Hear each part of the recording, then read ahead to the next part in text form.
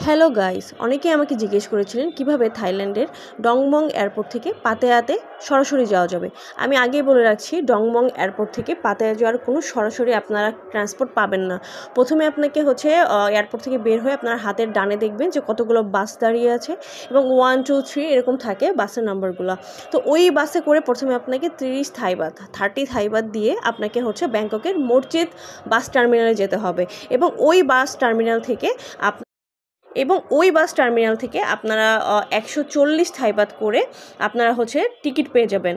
তো ওই বাসে করে আপনাকে পাতায় আসতে হবে। তো প্রথমে আপনাকে ডংমং এয়ারপোর্ট থেকে মসজিদ বাস টার্মিনালে আসতে হবে এবং বাস টার্মিনাল থেকে আপনাকে পাতায় যেতে হবে। এবং যখন আপনি এয়ারপোর্ট থেকে মসজিদ আসবেন তখন আপনার 30 থাইবাতের মতন লাগবে বাস ভাড়া। আর যখন আপনি মসজিদ থেকে পাতায় যাবেন তখন আপনার 140 থাইবাত করে লাগবে বাস ভাড়া। তো এই টোটাল আপনার খরচ। আর কোনো ডিরেক্ট ট্রান্সপোর্ট আপনি পাবেন না। Thank you.